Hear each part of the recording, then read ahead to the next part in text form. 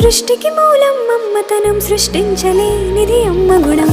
అమ్మ పాడే జోల పాట అమృతాని కన్న తీయనంట. అమ్మ పాడే లాలి పాట తేనెలూరి పారే ఏరునంట.